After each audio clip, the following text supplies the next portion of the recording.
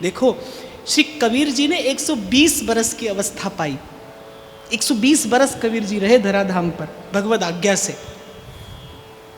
और कहते अंत में तो कबीर जी को भी विरह का ज्वर चढ़ गया था। कबीर जी के जो अंतिम समय के शब्द हैं, जो वाक्य हैं, वो बड़े अद्भुत विरह की पीड़ा से भरे हैं।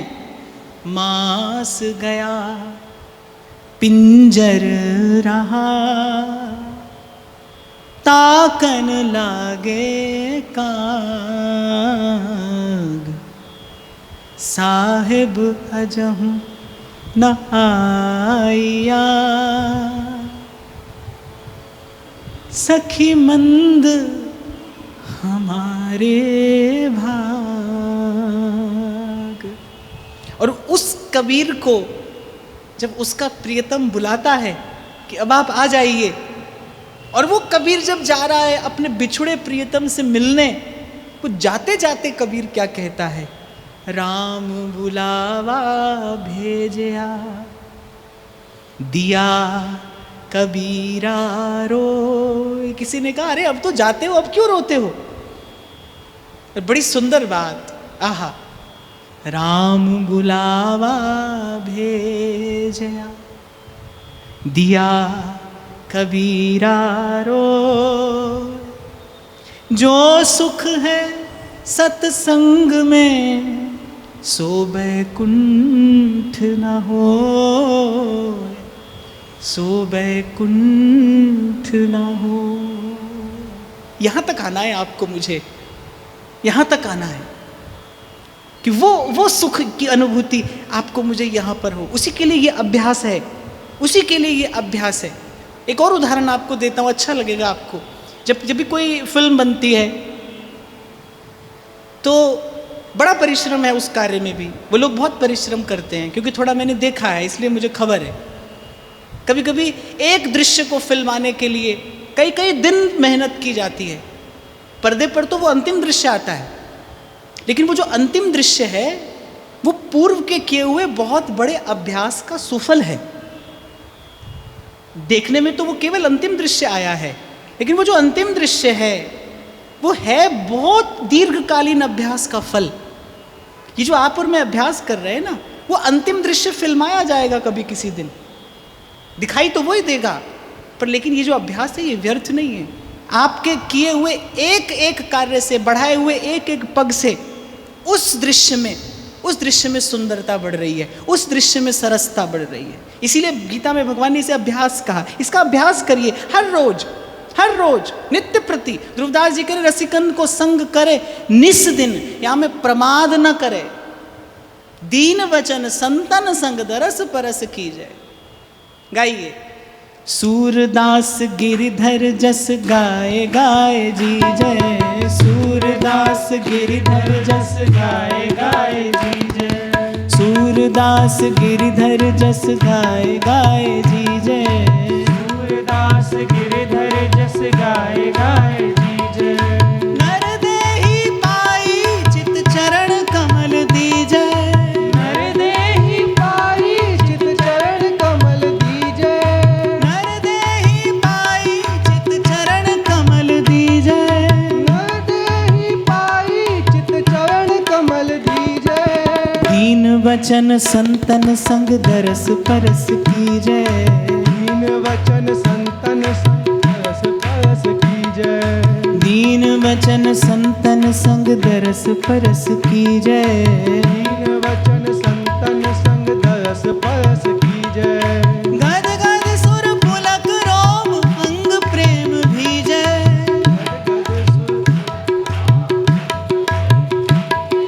गद गद सुर पुलक रोम अंग प्रेम भीजय।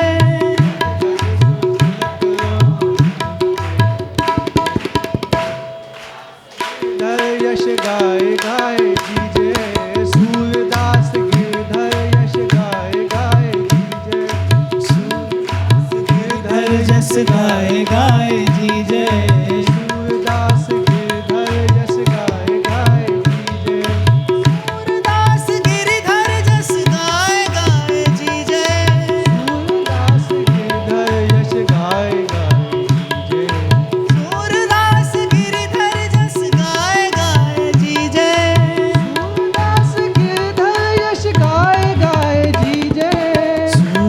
सूरदास गिरधर जस गाए गाए जी जय। सूरदास गिरधर यश गाए गाए जी जय। सूरदास गिरधर जस गाए गाए जी जय। सूरदास गिरधर जस गाए गाए जी जय। सूरदास गिरधर जस गाए गाए जी जय। सूरदास गिरधर जस गाए गाए जी जय। तो गुरु ने उस संसार और संसार की वस्तु को भगवत भाव से सुसंस्कृत करके प्रसाद स्वरूप पुनः प्रदान कर दिया। सुख से राजा भजन करने लगा, बहुत सा धन और एक अश्व गुरु की सेवा में निवेदन किया। ऐसा संतों के मुख से सुना है कि संतों के गुरुजनों के पास कभी खाली हाथ नहीं जाना चाहिए। पत्रम पुष्पम फलम तोयम, जो भी हो गुरु चरणों में निवेदन करना चाहिए। ये वस्तुतः वस्तु का निवेदन नहीं, ये भाव का निवेदन है। कुछ निवेदन करना चाहिए। बड़ा सुंदर अश्व श्री पीपा जी महाराज को निवेदन किया। वो उसी पर नित्य प्रति स्नान के लिए जाया करते थे। कुछ चोरों की दृष्टि पड़ी, अश्व ले गए। लेकिन जब श्री पीपा जी स्नान करके लौटे तो अश्व अपने स्थान पर था। अब चोरों के पास भी अश्व और उनके पास भी अश्व। चोरों की मति चकराई। पीपा जी की कुटिया में जाए, वहां पर भी अश्व है। अपने यहाँ जाकर देखे तो भी अश्व है। समझ गए कि ये सत्पुरुष हैं, ये सिद्ध पुरुष हैं, इनका अपराध किया है हमने। श्री पीपा जी के चरणों में गए, क्षमा मांगी। श्री पीपा जी महाराज ने कृपा की, भगवत भाव प्रदान किया। चंदन की लकड़ी को जो कुल्हाड़ी भी काटने जाती है, चंदन की लकड़ी अपने स्वभाव से उसको भी सुवासित करती है।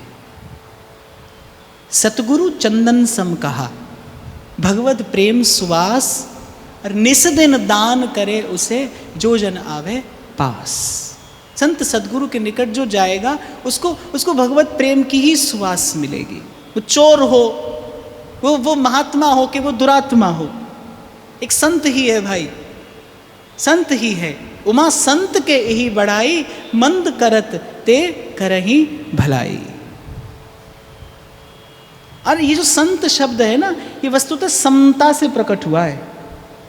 समता, संत का गुण क्या है? समता। मैं सेवक सचराचर रूप राशि भगवंत, जिसका हृदय समता से युक्त है। श्री गीता जी में भगवान अपने श्रीमुख से संकेत भी करते हैं इस बात का। मान मान अपमान सम, तरु सम सहनशीलता होए, परम उदार कहे सब कोय। इसलिए भाई जब कोई कहता है कि आप जैसे संत, तो मुझे बड़ा संकोच होता है, बड़ी लज्जा आती है, क्योंकि संत के जो गुण हैं, इतने गुण जामे सो संत।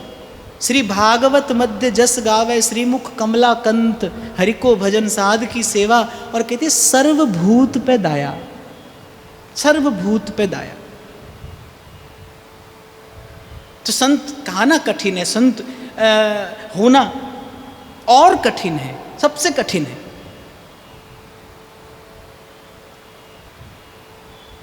और संत के पास जो आए भाई, अंत में उसका लाभ होता है। संत ते होए न कारज हानि, संत से हानि नहीं होगी, अंत में लाभ होगा।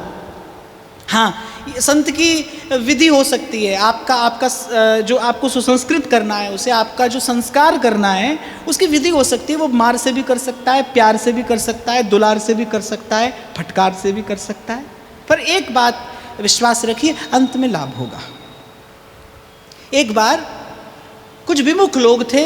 अब जब पीपा जी का जब यश बढ़ा तो उनको बड़ा कष्ट हुआ, बड़ी पीड़ा हुई। अच्छा, ये व्यवस्था भगवान बनाकर रखते हैं भक्त के लिए। ये व्यवस्था भक्त के आसपास आपको सदा मिलेगी। कुछ लोग उसके अकारण शत्रु होंगे, बिना कारण उसकी निंदा होगी, बिना कारण वो उससे शत्रुता करेंगे। पर ये इससे अंततः भक्त को लाभ ही होता है। इसलिए कबीर जी कह रहे, कबीरा निंदक नीर राखिए, आंगन कुटी छवाए। वो तो कहते हैं जग में हितुआ तीन है, निंदक माई बाप। कबीर जी कह रहे भाई, हमारे जग में हित करने वाले तीन हैं, एक निंदक, एक हमारी माता और एक हमारे पिता। ये हमारा बिना कारण हित करते हैं, ये हमारा बिना कारण हित करते हैं। माता पिता तो कह रहे हैं ये मल धोवे हाथ से, ये तो हाथ से मल धोते हैं। और जो निंदक है वो जिह्वा से हमारा मल साफ करता है। अब हो जाती है हमसे कोई भूल, हमसे कोई गलती, तो निंदक निंदा करके उसे दूर कर देता है, धो देता है। इसीलिए भगवान भक्त के निकट निंदक की व्यवस्था करके रखेंगे। अब कुछ विद्वेषी जन थे, उनको कारण ही अभाव था श्री पीपा जी के चरणों में।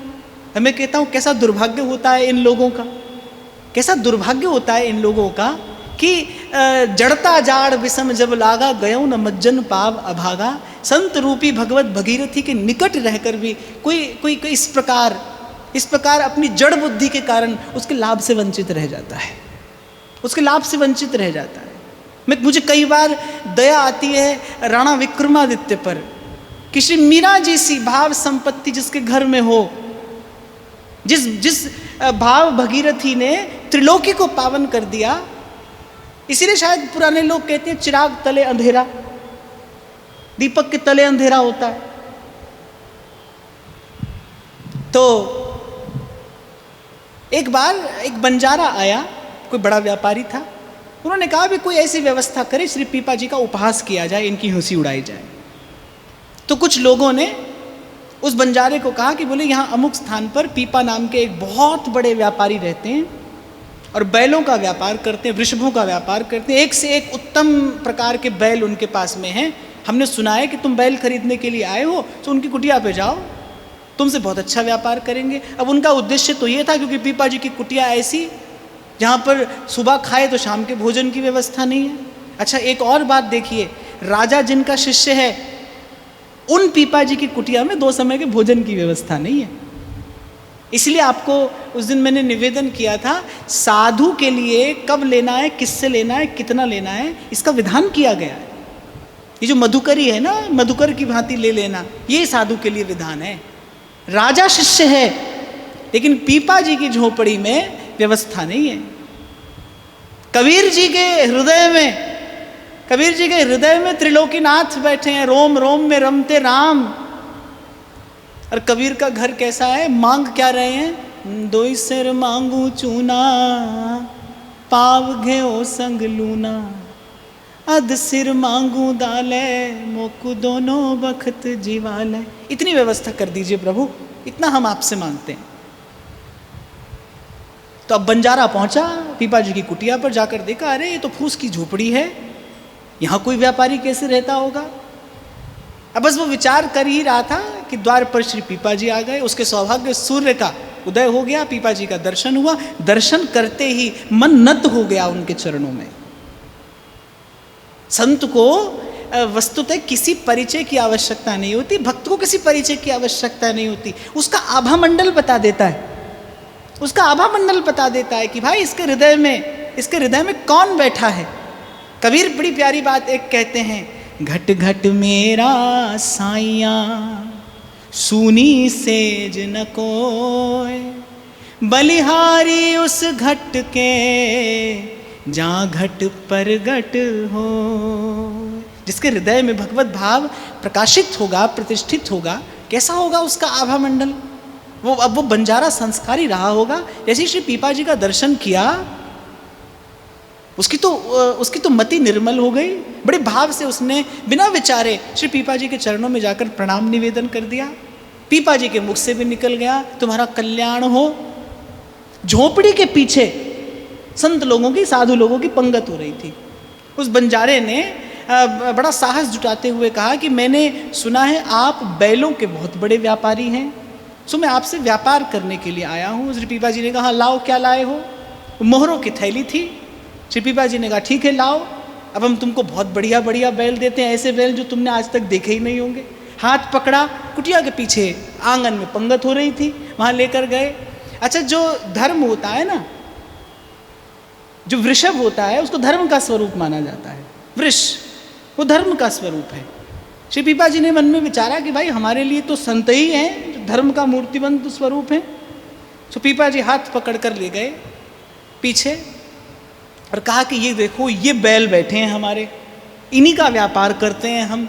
ये एक से एक उत्तम भांति के ये बैल हैं, अब तुमको जितने चाहिए ले जाओ, पर संत जो करता है वो संकल्प से युक्त होकर करता है। पीपा जी जैसा परम तेजस्वी, परम तपो मूर्ति महापुरुष, उन्होंने संकल्प किया कि अब ये हमारे द्वार तक आ गया है तो इसका कल्याण होना चाहिए।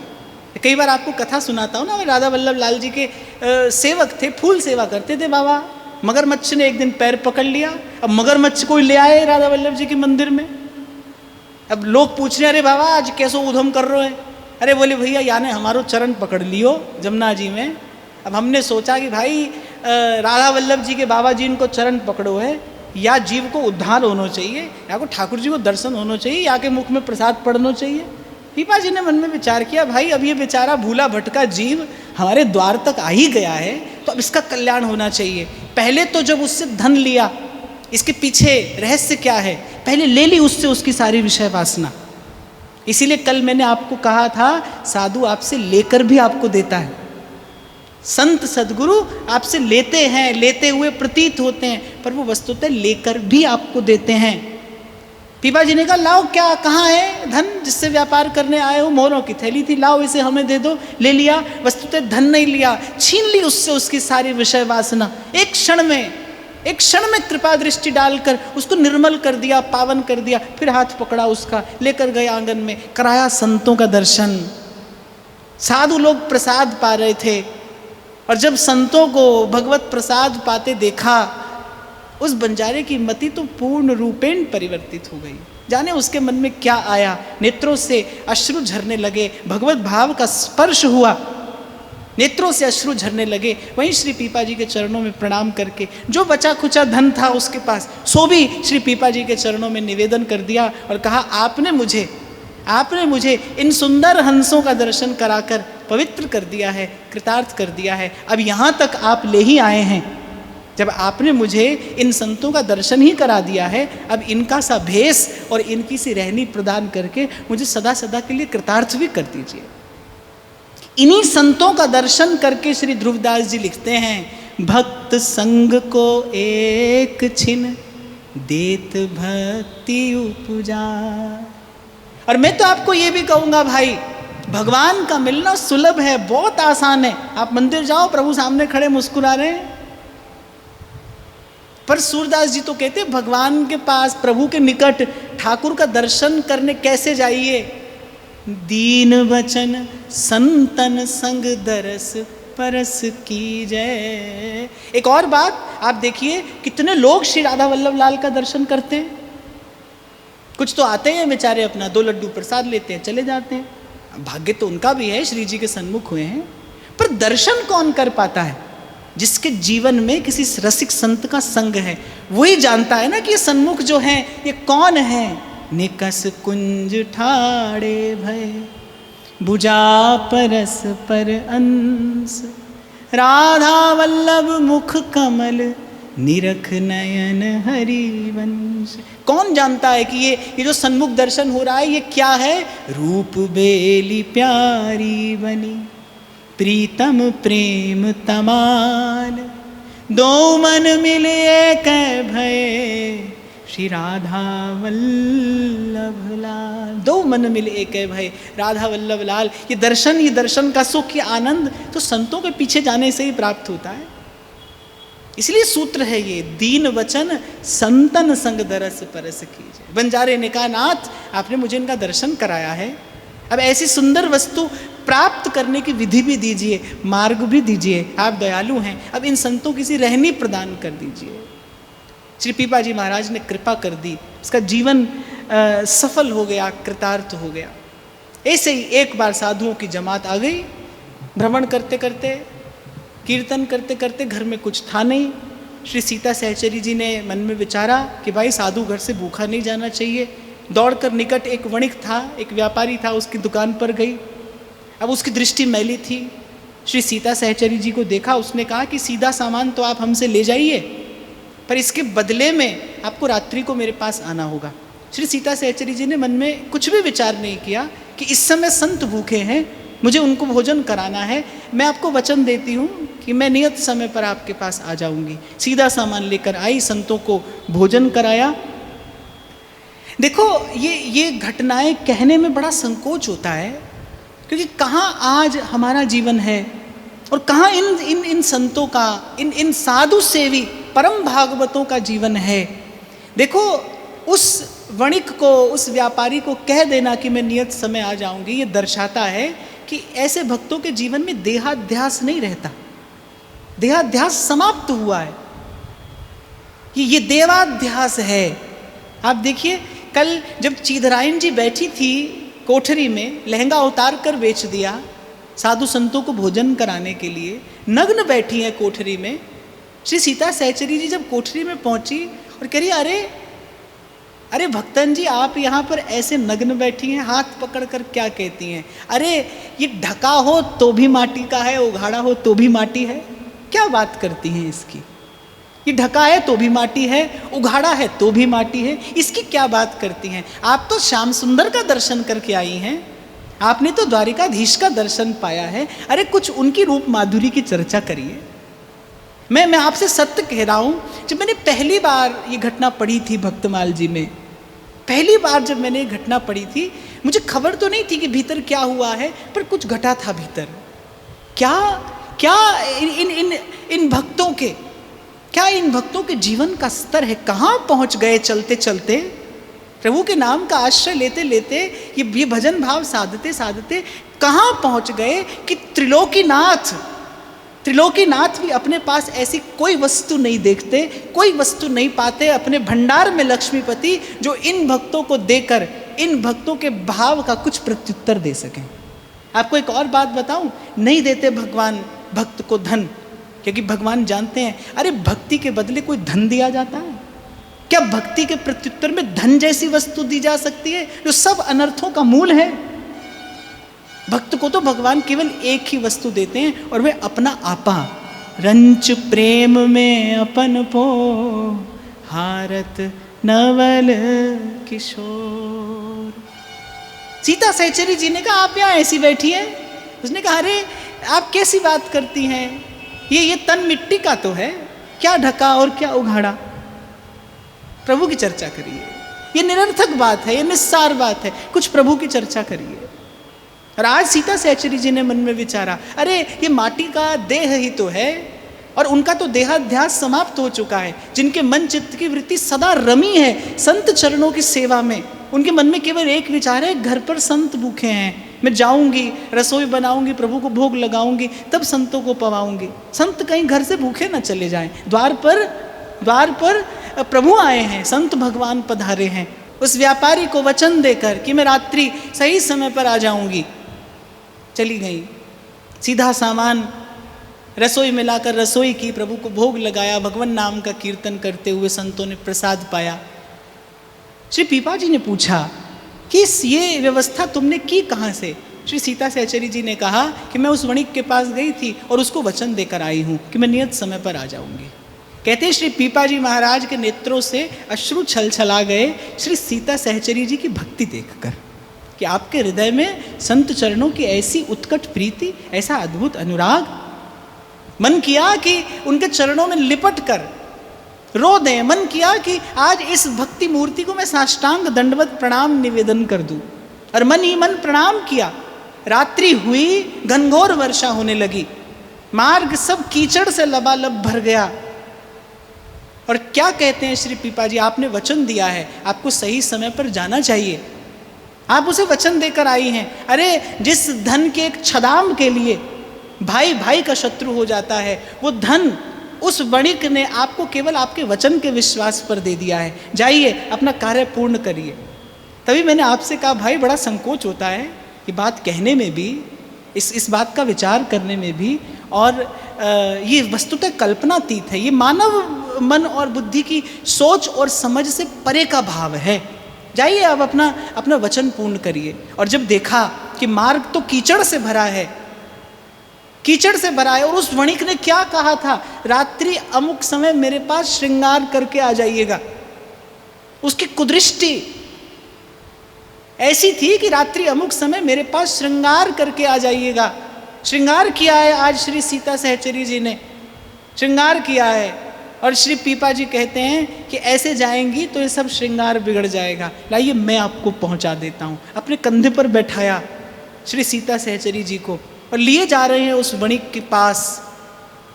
और कहते हैं जैसे ही वो श्री सीता सहचरी जी ने उस वणिक के उस घर में प्रवेश किया और जैसे ही उस वणिक की दृष्टि पड़ी, श्री सीता सहचरी जी की उस विमल भक्ति के प्रताप और प्रसाद से उसके मन का कलुष दूर हो गया। विश्वामित्र के पास अप्सरा आई और विश्वामित्र एक बार अपने तप से च्युत हो गए। क्यों? क्योंकि स्वयं के हृदय में कहीं ना कहीं वो दुरा छिपा हुआ अभाव था, पर सीता सहचरी जी के तन मन प्राणों में केवल और केवल प्रभु ही समाये हैं, केवल प्रभु समाये हैं। मैं जो आपको बार बार कहता हूँ ना, आप अपने मार्ग पर चलिए। बहुत माताएं मुझसे प्रश्न करती हैं लिखकर कि बालक भजन नहीं करता, पति भजन नहीं करता, परिवार भजन नहीं करता, क्या करें? अरे आप भजन करिए, आप ईमानदारी से अपना कार्य करिए। आपको देखकर, आपके संकल्प से सब भजन करने लगेंगे। मैं तो कहता हूँ आपको, मेरी मान्यता तो यही है, बाकी आप सब करने में स्वतंत्र हैं, पर मेरी मान्यता यही है, यदि आपका भाव शुद्ध है तो भक्ति इतनी सबल और समर्थ है। अरे आप यदि परिवार के कल्याण का विचार करते हुए विचार करें कि मेरे परिवार के सब जन भजन करें, वो क्यों नहीं करेंगे? अरे शुभ संकल्प का पोषण तो प्रकृति करती है, शुभ संकल्प को पूर्ण तो भगवान करते हैं, अपने बल से करते हैं। इसलिए उस प्रतिकूलता से, उस क्षणिक प्रतिकूलता से घबराइए मत। और एक और बात मैं आपको बताऊं, कि इस मार्ग पर तो अंत तक प्रतिकूलता है। कब तक बचिएगा, कहाँ तक बचिएगा? आज जो है जैसा है उसको ऐसे ही स्वीकार करिए। वजूद खार क्या है बाप, गुल से नजरों का फिसल जाना। दृष्टि प्रभु पर रखिए, दृष्टि प्रभु पर रखिए। महाराज वाणी में फरमाते हैं, तू मेरा राखा सबनी थाई। और मातृशक्ति को तो मेरा निवेदन है, आप चाहें तो ये कार्य हो सकता है। प्रभु के चरणों में दृढ़ विश्वास रखकर, कितनी भी प्रतिकूल परिस्थिति क्यों ना हो, आप अपने मन में इस बात का विचार करिए, संकल्प करिए कि मेरा परिवार भजन करे। यदि अनुकूल नहीं है तो अनुकूल हो जाए, सबके हृदय में भगवत भाव का दीप जले। मैं आपको विश्वास दिला रहा हूँ, प्रभु के चरणों में बैठा हूँ, व्यासपीठ पर बैठा हूँ, यहाँ से तो मुझे आशीर्वचन कहने का भी अधिकार है। व्यासपीठ के बल से मैं आपको विश्वास दिलाता हूँ, आपका संकल्प एक दिन सफल होगा, क्योंकि इस संकल्प में जीव का हित है। अगर इसे प्रभु पूरा नहीं करते तो प्रभु की बान व्यर्थ है। कोटि विप्रवध लागई जाऊ, आए शरण तजहू नहीं ताहू। कमी कहाँ रहती है? जब हम कपट करते हैं स्वयं से, हम जब अपने विधान से बचकर भागने का, निकलने का प्रयास करते हैं। मैं कहता हूँ यहाँ तक आए हो, प्रभु की ओर देखो, धीरज धरकर आगे बढ़ो। आज रात्रि है तो क्या, कल सवेरा होगा। और मैं तो एक बात आपसे ट्राई करके कहता ही रहता हूं कि माना कि अंधेरा घना है, पर दीपक जलाना कब मना है। बचकर मत भागिए। मैं बस बार बार आपसे कहता हूं, आप संसार से भाग कर नहीं आइए, संसार में जाग कर रहिए। भक्ति का बल देखिए, अतुलित बल है बाप भक्ति के पास। वो स्वतंत्र है, सकल गुणों की खान है, बांध कर भगवान को आपके द्वार तक लाने वाली है। भक्ति बांध कर ले आती है जगन्नाथ को आपके द्वार तक। ये वो सबल भक्ति है। ये 2 कौड़ी का संसार खरीदने बेचने में इसे व्यर्थ ना गंवाइए, इसे व्यर्थ ना करिए। दृष्टि बदल गई उसकी, मां कहकर चरणों में पड़ गया, साष्टांग दंडवत प्रणाम किया श्री सीता सहचरी जी को। उन्होंने भी जीव पर दया की। ऐसी घनघोर वृष्टि और ऐसा दलदल आप आई कैसे हैं? क्योंकि आपके श्री अंग पर तो कीचड़ की एक बिंदु भी दिखाई नहीं पड़ती। किस प्रकार आई हैं आप यहाँ? उत्सुकतावश उस वणिक ने पूछा।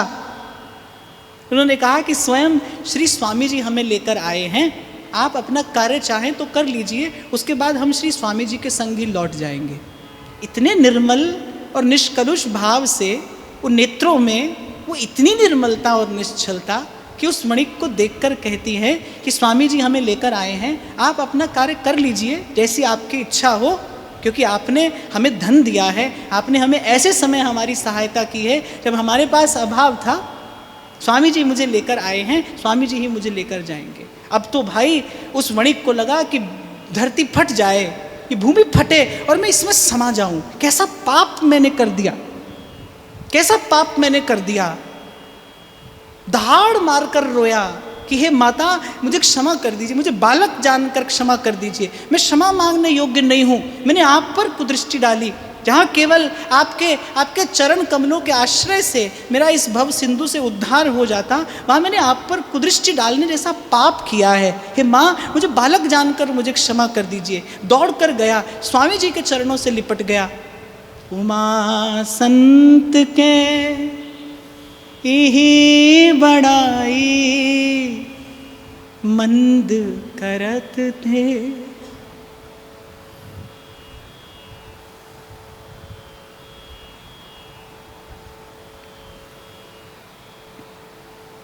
मंद करत ते करही भलाई। उसे भी पावन किया, उसे भी पवित्र कर दिया, उसे भी स्वीकार किया, रख दिया उसके मस्तक पर अपना वरद हस्त। इसीलिए संत निर्भय है भाई, इसीलिए वो निश्चिंत है।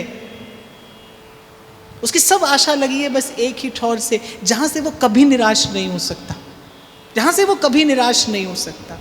ऐसी स्थिति में आप देखिए, ऐसा जघन्य पाप, एक साधु स्त्री पर ऐसी दृष्टि डालना, एक साधु स्त्री पर ऐसी दृष्टि डालना। अरे ये जीते जी अपने लिए नर्क का विधान करने जैसा है। कोई भगवत भजन में लगा है। मैंने आपको परसों जब मैं अपनी बात आपसे कह रहा था तो यही मैंने आपसे कहा था, जो वस्तु प्रभु के चरणों में चढ़ी है उसे अपनी भोग्य वस्तु समझना, इससे जघन्य पाप और क्या हो सकता है। और शास्त्र ऐसा कहता है भाई, ऐसे अपराध से इसी जीवन में नरक का दर्शन होता है। एक साधु स्त्री जो भजन करती है, वो तो उस तपोमूर्ति के पर ऐसी कुदृष्टि डालना, ऐसा जघन्य पाप किया। पर संत का जीवन बताता है भाई कि संत के हृदय में जो करुणा है, संत के हृदय में जो दया है, संत के हृदय में जो उदारता है, वो हर पाप से बड़ी है। उसमें हर पाप को धो देने की सामर्थ्य है, उसमें हर ताप का शमन करने की सामर्थ्य है। उसे भी अपना बालक जानकर स्वीकार कर लिया। अरे अपने बालक से हो जाता अपराध तो क्या करते, उसे भी अपना बालक जानकर स्वीकार किया। क्या दिया उसने? कुदृष्टि। किसी विषय वासना से युक्त दृष्टि से देखा होगा उस वणिक ने श्री सीता सहचरी जी की ओर। मिला क्या है संसार से? कुदृष्टि। और देती क्या है उसे? भगवान की भक्ति। कहते हैं जैसा जल हो कूप में वैसा बाहर आए। कुएं में जैसा जल होगा ऐसा ही तो आएगा। संत के पास क्या है? केवल भगवत भाव। कोई भी निकाले सोई बाहर आता है। गंगा जी में तो भाई गंदा नाला भी जाकर मिलता है, पर गंगा उसको भी मना नहीं करती, गंगा उसका भी निषेध नहीं करती। क्यों? क्योंकि गंगा को अपनी सामर्थ्य पर विश्वास है। और गंगा की सामर्थ्य क्या है कि मुझे सतत नारायण के चरण कमलों का आश्रय प्राप्त है। ये गंगा की सामर्थ्य है कि उसके सतत नारायण के चरण कमलों का आश्रय प्राप्त है। आजकल के वैज्ञानिक लोग कब से बरसों से खोज रहे हैं भाई, गंगा के पानी में कोई कीटाणु विषाणु नहीं होते, गंगा का पानी कभी दूषित नहीं होता। वो बेचारे प्रयोगशाला में जाकर उसका निरीक्षण परीक्षण करते हैं, बरसों से कर रहे हैं पर असफल हैं। अरे गंगा के जल के पास नारायण के चरण कमलों की अखंड स्मृति है। गंगा कभी भूलती नहीं मेरा उद्गम कहाँ से हुआ है। प्रभु के चरण कमलों से मैं उद्भूत हुई हूँ। वो जो नारायण के चरण कमलों की स्मृति है वो गंगा जल को कभी दूषित नहीं होने देती। आप चाहें तो आपका जल भी गंगा के जल जैसा पवित्र हो जाए, किसी भी विषाणु या विषयाणु से रहित, यदि सतत आपको स्मृति रहे प्रभु के चरण कमलों की। हरि चरण कमल मकरंद लोभित मनो अनदिनो मोहि आही प्यासा। कृपा जल दे नानक सारंग को, हुए जाते तेरे नाम वासा। मोहे आही प्यासा तेरे नाम वासा। और मैं अपनी बात दोहरा कर आज वाणी को विराम की ओर ले जाऊं। आज मैंने सोचा था ये चरित्र पूरा हो जाएगा, पर कोई बात नहीं, ठाकुर जी की इच्छा होगी और विस्तार से सुनने की, कि आप चाहें तो आपका जीवन भी, हमारा जीवन भी रह सकता है गंगा जल की भांति सदा पवित्र, सर्वदा पवित्र, जिसमें दूसरे को भी पावन करने की क्षमता है, सामर्थ्य है, यदि स्मरण रहे हरि के चरण कमलों का। नर देही पाई चित चरण कमल दीजे। आज का भाव यही श्री लाडली लाल के श्री चरणों में निवेदन करते हुए, महाराज श्री के चरणों में प्रणाम करते हुए आप सबके हृदयस्थ हित प्रभु को नमन वंदन।